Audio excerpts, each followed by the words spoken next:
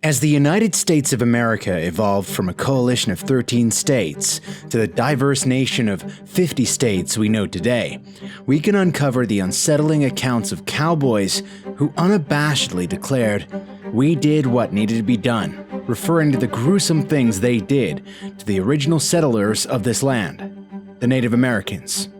Such chilling declarations bring us face to face with heart-wrenching acts that went beyond mere land acquisition or disputes. Smirks on cowboy faces, showing off their conquests, often concealed stories of not just physical, but deep spiritual torment.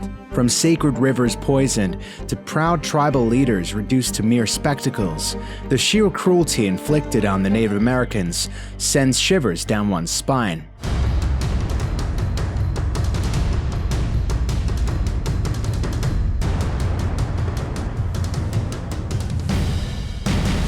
Welcome to Uncharted History. Today, we will look deep into the grim tales of the Wild West and uncover the 4 unspeakable punishments inflicted on Native Americans by cowboys. In the heart of the Wild West, where the land stretched endlessly, a horrifying tragedy unfolded during the era of cowboys and Native Americans.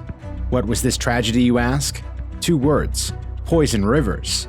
To the Native Americans, rivers weren't merely bodies of water, they were the cradle of life and the spiritual guardians of age-old secrets.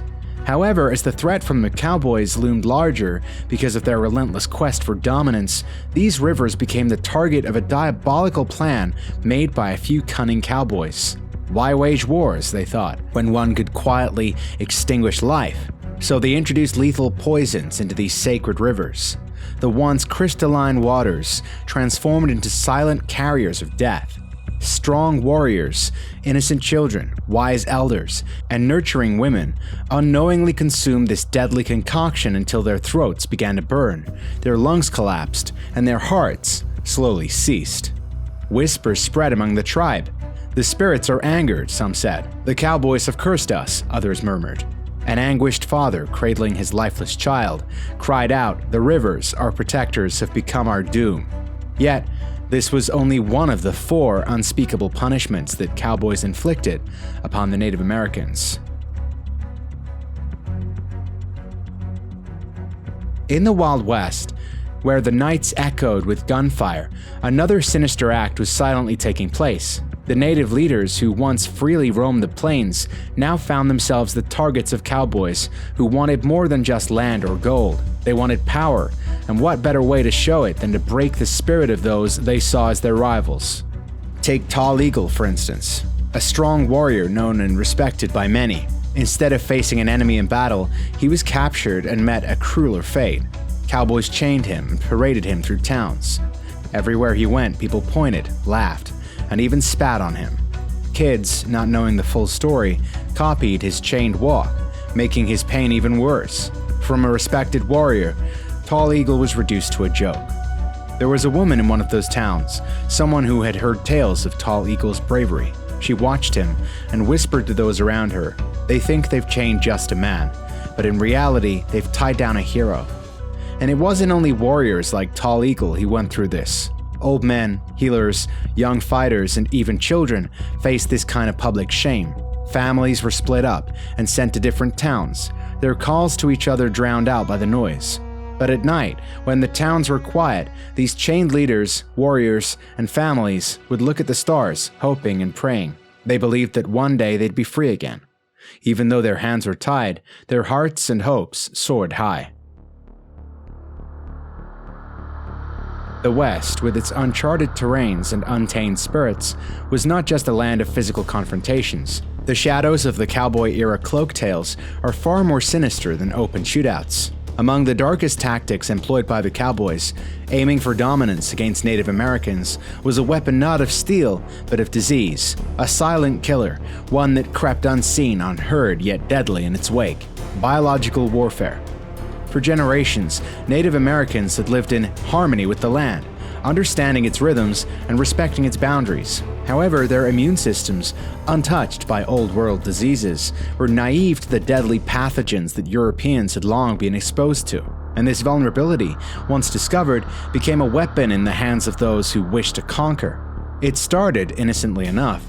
Tribes would often receive gifts from the settlers, blankets, clothing, and other items, seemingly as gestures of goodwill or attempts at peace. Mysterious to the tribes, many of these were deliberately infected with deadly diseases like smallpox.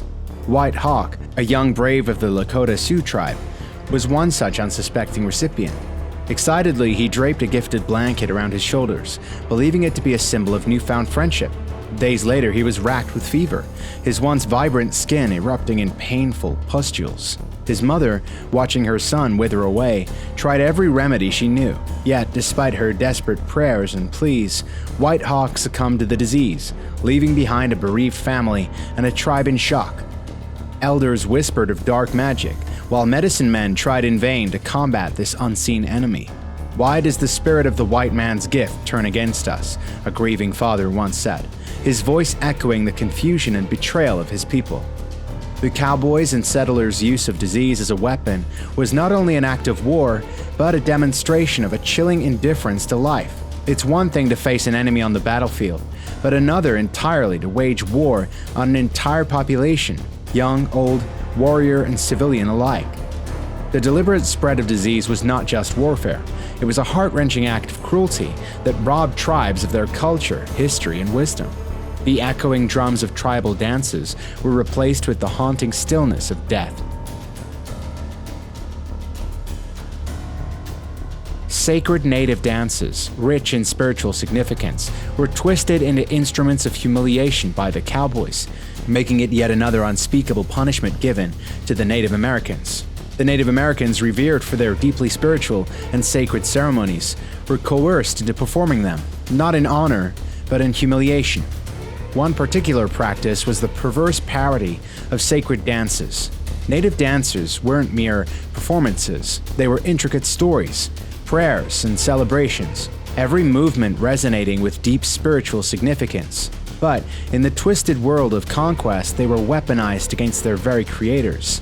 Moonshadow, a revered dancer of the Navajo tribe, known for her ethereal performances that seemed to bridge the gap between earth and the heavens, became a pawn in this cruel game. She was captured during a raid, not for her skills in combat, but for her sacred dance. The cowboys, drunk on power and alcohol, would force her to perform, not on sacred grounds, but in the dirty midst of their camps, surrounded by hooting and mocking laughter. With every forced performance, it wasn't just Moonshadow's spirit that shattered, but that of her tribe as well. To see their sacred rituals mocked, their spiritual practices degraded into mere entertainment, was a torment of the soul. An elder from her tribe, watching from a distance, murmured with tearful eyes, "They are making her dance, but they're stepping on our spirits." These forced rituals were more than just displays of power. They were a calculated attempt to break the spirit of the Native Americans, to sever their connection to their ancestors, their traditions, and their gods. Every cheer of the cowboys, every forced dance step, was a blow to the very identity of the indigenous people. Yet, amidst the humiliation, Moonshadow and many like her danced not just in chains, but in defiance, holding on to the belief that their spirits, though trampled upon, would rise again, and their traditions, though mocked, would endure and be revered once more. The brutality of the past reminds us of the sacrifices and pain endured by our ancestors. As we reflect on these dark chapters, we must ask ourselves, how can we ensure such atrocities are never repeated? This is History Uncharted. See you next time.